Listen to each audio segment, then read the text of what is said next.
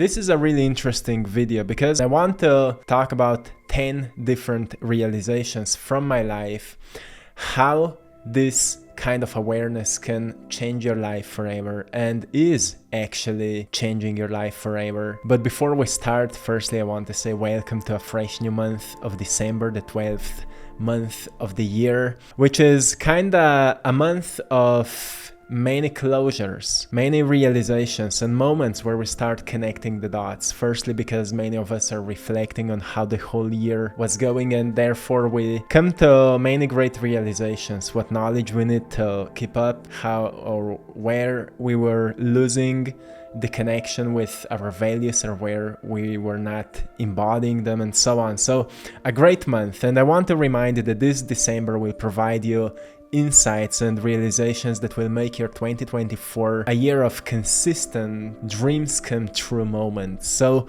you've worked hard for this, and I know that you know that, and your efforts are creating compounding effects. So welcome new lessons with open arms this month, my friend. And if that resonates with you, hit the like button because it will help to bring this message to more people. I also want to remind you that we are running a giveaway of one of the print of my latest painting named The Source on our Patreon page. So you can go there, check it out, and you can enter it by writing a comment. All the description is there. It's available for free members, same as for paid members, so anyone can enter it. And also thanks to all of you for supporting my art in our Etsy store. I Draw My Passion. In this December we are running many sales, and each order will receive a special gift. So go there and check it out, my friends. So let's go into the topic. The first thing that changed you forever, if you're resonating with this, for me, I've recognized that as I've started tapping into that inner quietness, and firstly, this concept that is often known as the fifth dimension. It's the concept that explains this awareness that is beyond our intellect. We don't think about it. In fact, if you would think about the non-changing part of you, you're not in it. You're just thinking about it. So the point is that you learn to tap into it with your awareness, where you stop thinking about yourself and you rather experience yourself with your senses without judging yourself. So there's a non-changing part of you, a non-changing pillar of you from which you're actually experiencing life. This first realization is really interesting because as I've started tapping into this part of myself through meditation, through inner quietness, I've recognized that I can go beyond chaos. In third dimension, we may experience a lot of chaos, especially if we don't know how to organize ourselves, how to make an order out of our creative thinking, how to organize our habits, and how to deal with our shadow side. If we don't know how to do that, we may experience a lot of chaos. But as we learn to meditate and tap into this inner quietness, we experience this higher perspective. We could call it a perspective of a higher self, from which we can look onto this chaos and we can learn much faster what to change, what patterns to change, what to heal, where we are repeating same mistakes over and over again, not seeing them as mistakes, but rather as random actions. And we can implement the changes that we feel deep inside that are the most necessary. We recognize how we are reacting, how we are responding, how we are treating others, how we are treating money or success or love or relationships or whatever. From that higher perspective, we observe everything in a completely different light. And therefore, we experience it with much greater clarity. This is a great realization for me because it helped me to change my life the way that every time I'm dealing with something I don't know what to do, I go into that inner quietness and then I reflect on it. And as I'm reflecting on it, I know exactly what I need to do. So the challenge is then coming back here into my identity and applying these changes, because here this psychological and emotional system is quite complex, and sometimes it just draws us into certain habitual patterns that need to be changed in some way. And those who can't be changed need to be accepted. That is the biggest challenge here. But if we look at it from that higher perspective above chaos, it will be really easy to deal with that, or at least much easier, with greater flow and ease. That is the first observation. The second thing that changed you as you've started tapping into yourself is that you notice that the real success is experienced in serving others, in being of service to others. That's what I've experienced, because in the past I had this vision that success is being financially free and being successful as an artist, making my work known to many people.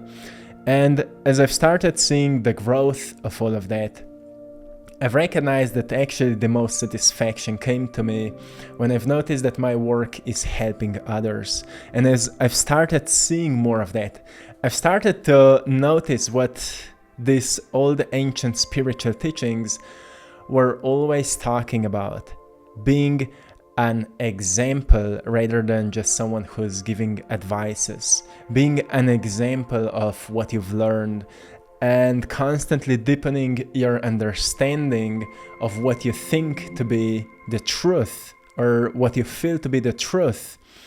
So your acts can be something that gives you a sense of service to others. Whatever you do, you do it with an intention to serve someone, to bring some light to somebody else's day. And it gives you a great sense of goodness, of flourishing. We flourish when we help one another.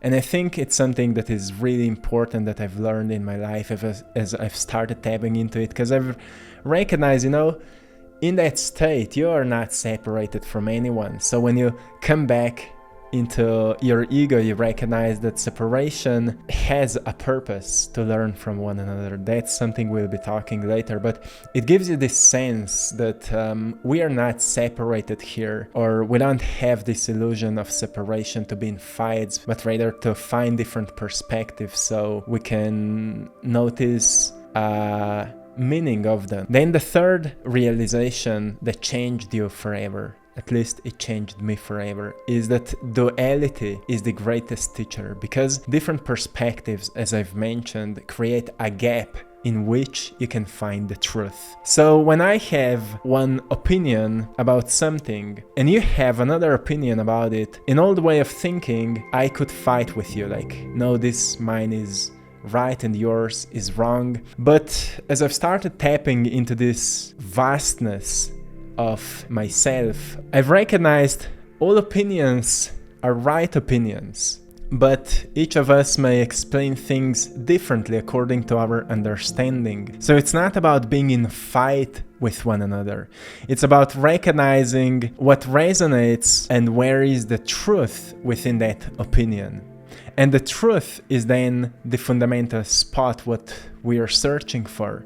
And then that truth needs to be embodied so we recognize if that is actually the truth, or it's just another belief or another opinion. And therefore, anything we hear can be something to learn from. Anything we see can be something to learn from, to question it, to reflect on it, to write about it, talk about it, to see what works and what truly resonates. So this is a great lesson for me. The fourth lesson that changed me forever, and it changed you if you've experienced it, is that your focal point creates the main experience of reality. So when I've started focusing more on joy, I've recognized that joy can be experienced in anything. When I'm in conversations, if I really focus on that other person, I'm not thinking about myself anymore in that relationship, and therefore I become a really good listener.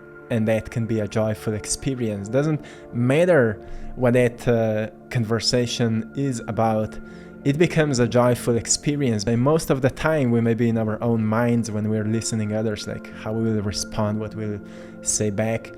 But if you really focus on that other person, you recognize, well, there's definitely something that needed to be heard. And often, if we give all of our attention from ourselves onto what we are experiencing, we recognize that our experience of it changes. And that is really beautiful, because if we want to experience more abundance in our lives, let's focus on abundance. Let's focus on abundance of ideas that you have. Those ideas don't create immediate abundance in your life, but if you start appreciating them as much as you're appreciating money or material things or whatever, you will treat them same way. And therefore you will grab them, do something with them. You will know that each planted seed takes time, needs time to grow. And if you look like that at any idea, you focus on it, you will recognize that it will start eventually growing into what you want to see. So your focal point creates the main experience of your reality. The fifth realization is that when you tap into this vastness, it teaches you about the real meaning of life, which is connection, learning, and implementation. Through implementation, you grow and you experience a change. That's how it works. So I've recognized that the real meaning of life is completely different than I ever thought. Like, it's not just growth, it's not just getting something, it's not manifestation, it's not success or whatever. It's a sense of connection. Because when we feel connected to things, we value them, we nurture them, we appreciate them, we want to learn from them. So when we feel connected to other people, we don't judge them, we don't complain about them, we don't put them down, because we know they're part of us and we are part of them. So we learn from them, and what we learn we implement so we can grow. And that's what I've experienced as a real meaning of life. When I've started putting it into my life as embodiment of this understanding, I've recognized this is the real meaning for myself. It is for myself, and it changed me forever. So if this resonates with you, I'm happy for that. If not, it's completely fine. The sixth thing that I've learned is that because of all of that, you notice that you have a great power that is uniquely yours based by how you sense it. That makes your life's experience really exciting, right? So I've recognized for myself that the way I sense this life, when I tap into, when I'm meditating and I let go of this ego identity, I experience this quietness, I can't know how other people experience it. I can't know how anyone else experience it, but the way I experience it, I know it's uniquely mine experience. And because of this unique experience, I know that I can also think about everything uniquely to myself, and therefore I can creatively think uniquely to myself, and therefore whatever I will create will be unique because of my own uniqueness. Whatever I will say will be unique because that's how I think. And therefore it becomes really interesting when we tap into that, because we discover our own authentic expression that is firstly an experience which we want to put or transform into the expression. That's where we become really, really creative. So because of everything we've been talking until now, we notice that we have this great power of unique experience of everything. So it reminded me that I don't need to fight with anyone to be right. I actually just need to see how uniquely I think about it, and then find a certain middle point of understanding with others. Rather than fighting, let's show empathy, let's show understanding, let's learn why do you think like that, what is your unique approach of it, and therefore we grow together. And that is really beautiful. The seventh thing that changed me forever is that it all changes the way you think about life. It changed the way I think about life. I know we are all connected. I know we are all an extension of a source, and you kind of become eager to learn from others rather than fighting with their opinions. So we gain this sense of empathy, what we've been talking today a lot. And empathy is a beautiful sensation that connects us. And I think it encourages us to be more vulnerable with one another so we can open up and have these healing discussions.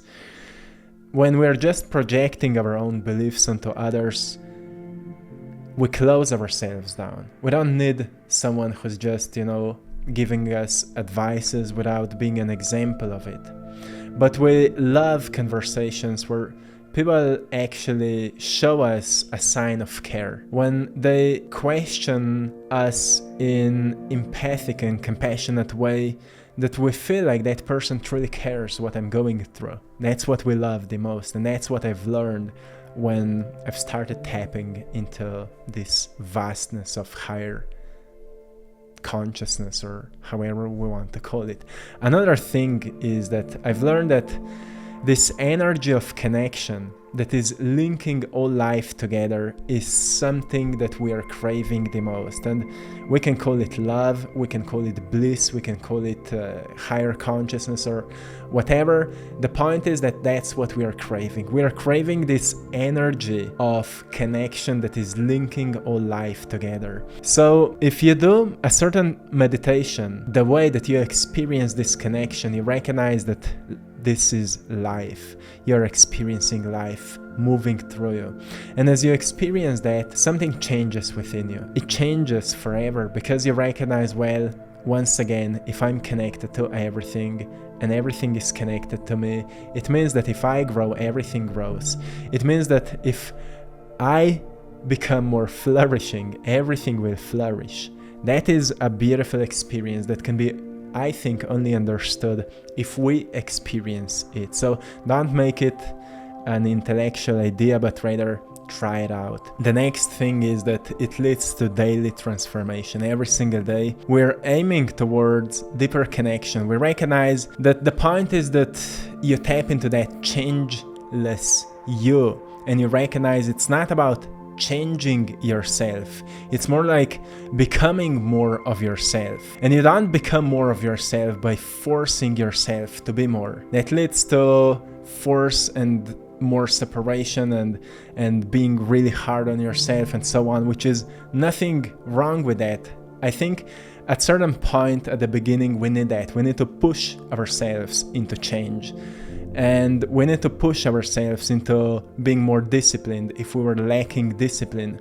But at some point we recognize, well, there's a changeless part of me, and I just need to figure out through my inner work how to be more of myself and what I truly need, what serves me the most, so I can serve others the most. And I've recognized, well, that part of me requires a sense of deep connection. And when I have a sense of deep connection, I also need clarity.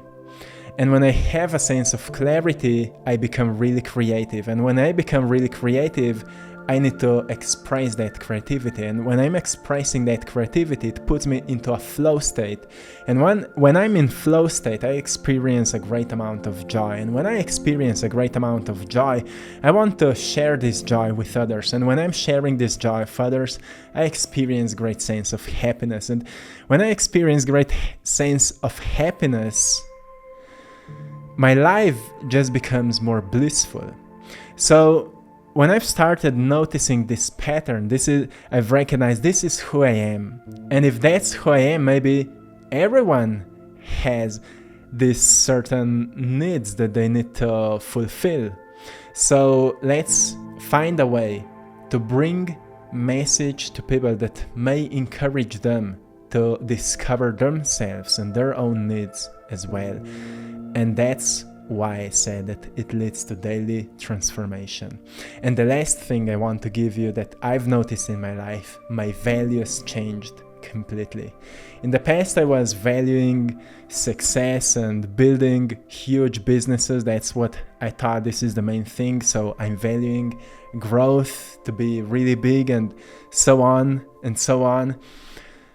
But now, more than anything, I value the truth. I value empathy, I value understanding, I value creativity. I think it's the language of life.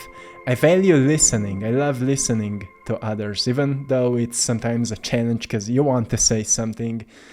But I need to remind myself often to just listen. Just listen.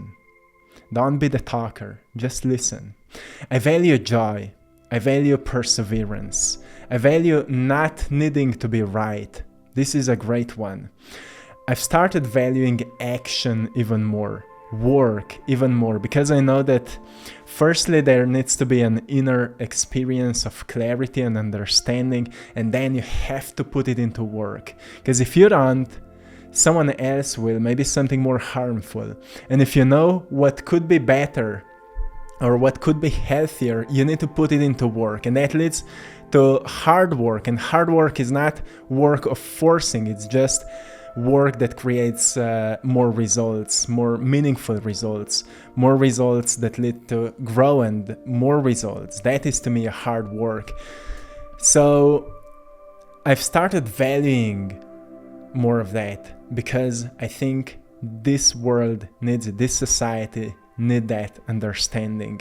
I've started also valuing alignment more than anything, because I know that when things align, everything clicks and everything moves with flow.